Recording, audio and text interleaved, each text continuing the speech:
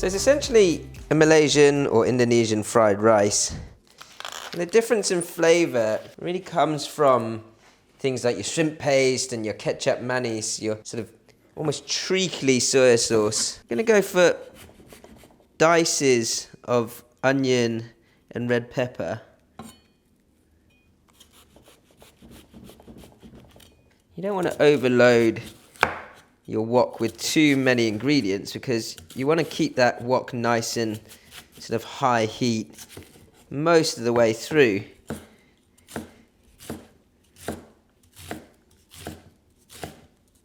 Got my plate here ready for my wok clock, so I'm going to start at 12 o'clock with my onions. Pepper, same sort of dices.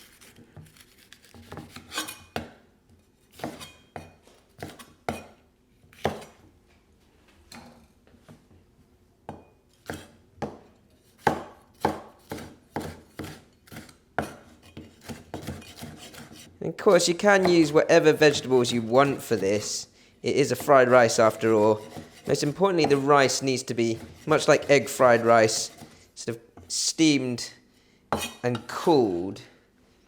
So leftover rice is always good for this.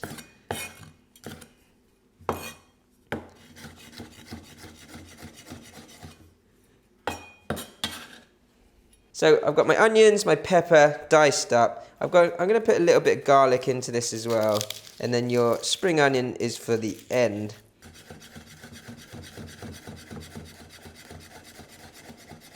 Spring onion for the end.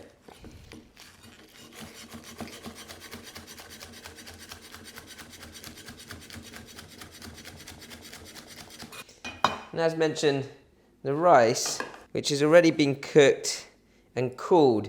When it's cooked and cooled, it's much drier, so it's much easier to separate when it hits the wok. So I've got 2 eggs here.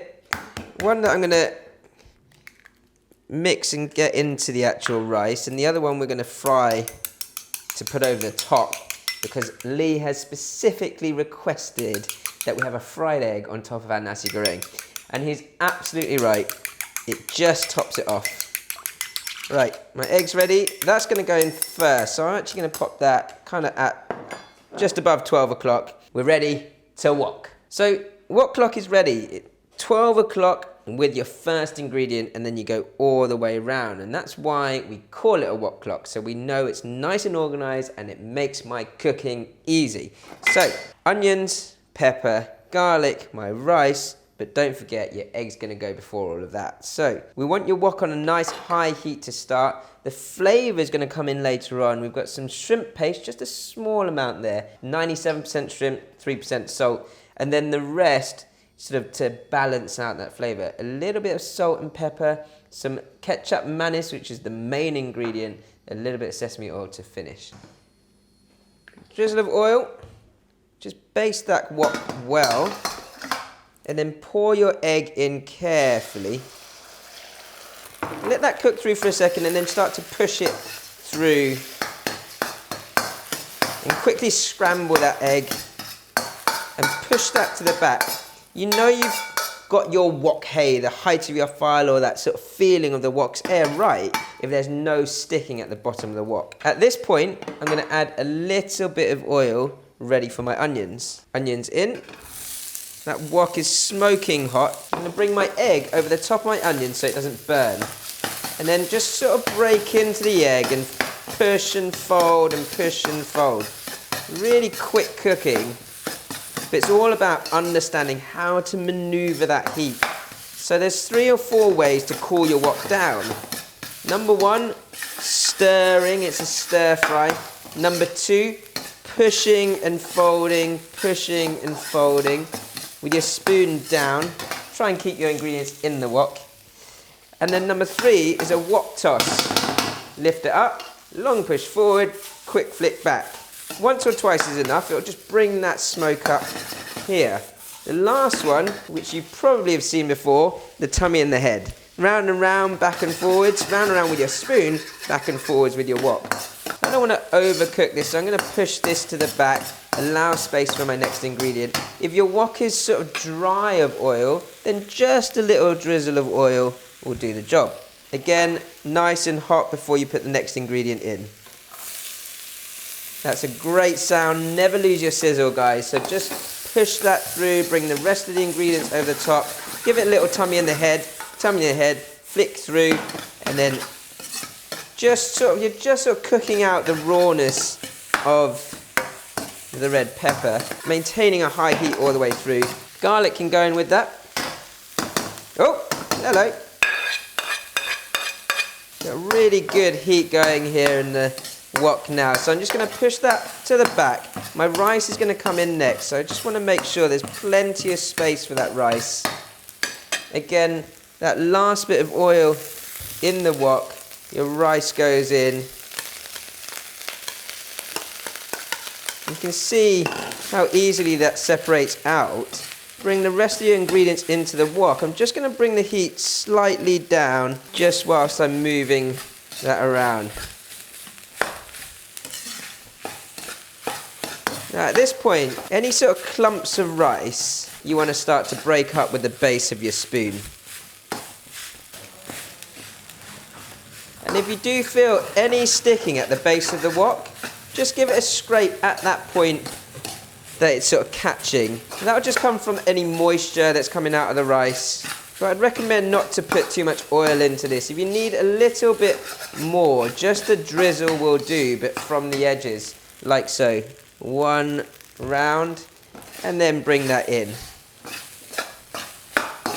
Once all your grains of rice are nice and separate, we're going to start to add your seasoning. Shrimp paste is pretty strong, guys, so no more than a teaspoon of shrimp paste is required here. And just make sure you press that into the rice and get it well mixed in. No one wants a clump of shrimp paste. I know now that the rice is cooking well because that excess moisture is coming out and there's less sticking on the bottom of my wok. So that shrimp paste is well mixed in. Next up, ketchup mayonnaise. A good glug of that. You can see how treacly that is. It's like caramelized dark soy sauce, and that really makes the flavor. Smells amazing. Just keep moving that around. Of course, that soy sauce in there adds moisture, which is why I've got so much steam coming off the bottom of the wok now. I start to get a little bit of stickiness on the bottom just from that treacly sort of caramelized soy. Pinch of salt and pepper.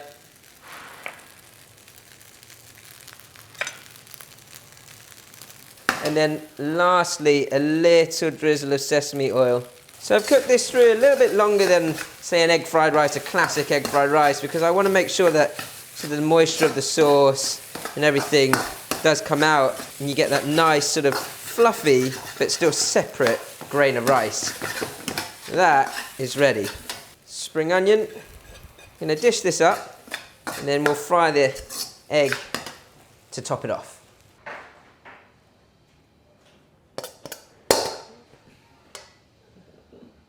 The best thing about a Nasi Goreng for me is the fried egg on top. Just carefully get that egg in. I want to get the base of it really crispy. So I've got a really crispy base to that egg, but the yolk is still nice and soft. So that fried egg is done. Straight over the top. Whoa. Now I'm getting excited, and I'm going to keep this all to myself, Lee. So, Nasi Goreng, fried egg on top. Wouldn't mind a bit of sambal as well. We've actually got some homemade sambal from one of our other recipes, so just pop a little bit of that over the top there. Can't wait to tuck in. Get into that yolk.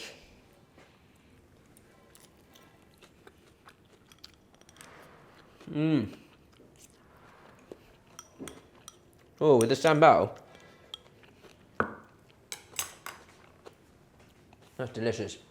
Takes me back to holidays.